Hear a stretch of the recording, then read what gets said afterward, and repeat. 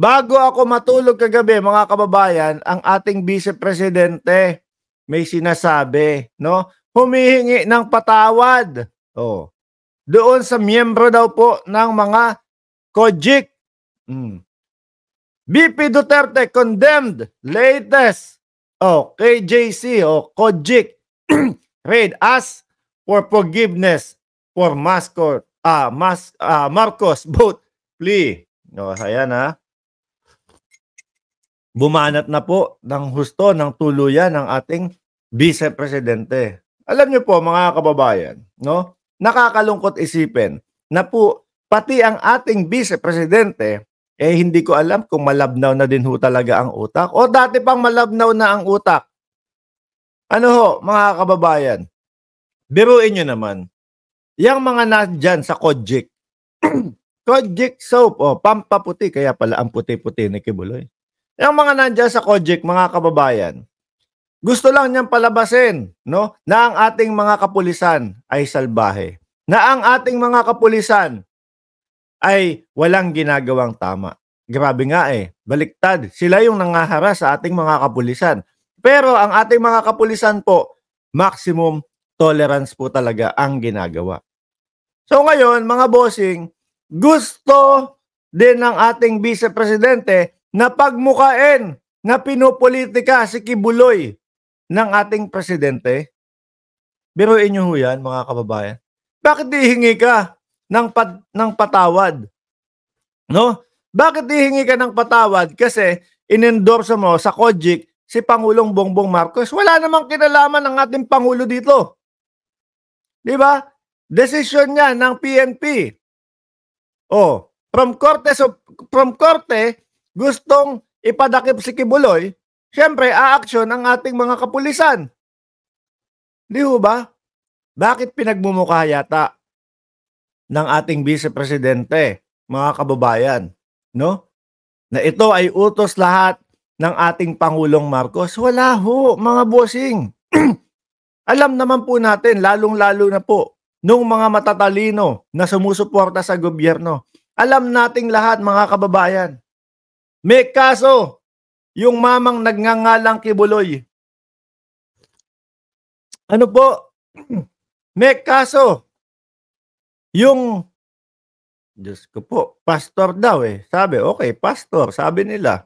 No? Pero may napanood akong isang video, si Kibuloy, parang gustong agawin yung mga member ni Brother Eli. Napanood ko yung kay Boss Mike Cervera, kaya yung mga ganyang video ho, mga kababayan, kung gusto nyo makapanood, punta lang kayo sa channel ni Boss Mike Cervera. Napapanood nyo. Napanood ko, gusto niyang agawin yung mga miyembro ni Brother Eli Soriano sa pamamagitan ng paninira doon sa tao.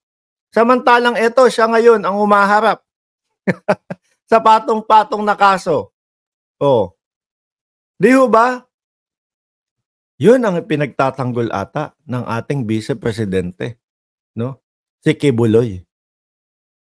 At take note mga kababayan, kung paulit-ulitin ho nitong mga ito, Vice Presidente, Bato de la Rosa, Robin Padilla, Bungo, sino pa? Gustong pagmukain sa taong bayan na si Kibuloy ay dehadong-dehado sa nangyayaring ito.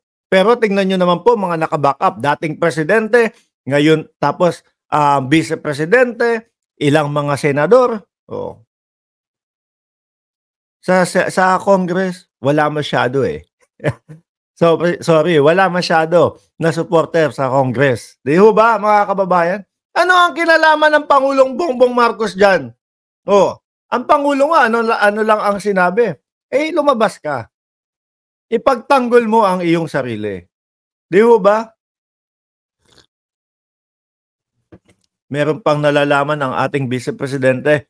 Ako'y humihingi ng paumanhin sa inyo dahil sa paghimo ko sa inyo na iboto ang presidente.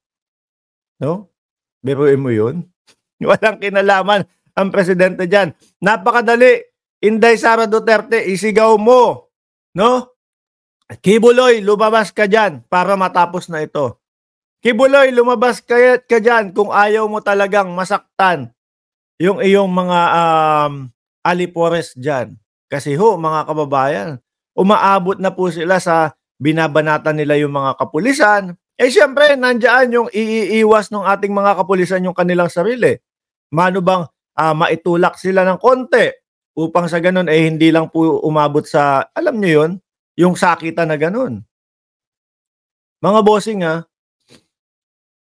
kahit ano pong gawin nila, mga kababayan, ang katatapusan lang naman po nito, eh, ang pagsuko ni Kibuloy. Kahit ano pong gawin nila, mga kababayan, ano, na paninira sa presidente, na paninira sa ating mga kapulisan, oh, hindi pa din ho sila magtatanggol. Hindi pa din ho kakagatin ng sambayan ng Pilipino. Hindi pa din ho kakagatin ng Commission of Human Rights, mga kababayan. Biruin mo. Speaking of Commission of Human Rights, mga bossing, sa pangalawa nating topic, mga kababayan, kasi ganyan ho ang gusto nilang mangyari, mga bossing, eh. Mapansin sila ng sambayan ng Pilipino at magmukha silang kawawa. Ano po? Pero ultimo ang CHR, mga bossing. Mukhang hindi ho kinakagat yung mga artista nila. Sabi ni Joaquin James Barrera, may balak daw itakas si Kibs kaya para ma-distract nag-people power. People power na yon, yung pagsigaw po sa labas ng hostesya, hostesya, hostesya. Mga kababayan, kung napapansin nyo po, yung mga sinisigaw po nitong mga to, hostesya, hostesya, di ho ba dapat ang sumisigaw niyan, yung mga sinasabi, di umanong na biktima ni Kibuloy na mga kabataan. Di ho ba? Yung mga paawa-paawa effect nila na kunyari sila ay dehadong-dehado, hindi ho kinagat ng CHR, ng Commission on Human Rights. Kayo pa makakasuhan dito ng CHR, eh. Ano sabi dito sa balita? CHR nakikiusap sa mga miyembro ng COGIC. Kayo yan. Narespetohin nyo ang mga otoridad para maiwasan ang tensyon. Correct. No? Biruin mo, nandoon sila sa loob. Nasa loob. May hinahanap, eh. May gustong mahuli, may gustong makuha. 'Di ba? Pero kung itrato ng mga nasa loob, akala mo naman, akala mo, tawag dito, yung mga alagad ng Diyos, parang hindi ko makita sa kanila. Grabe, mga bossing.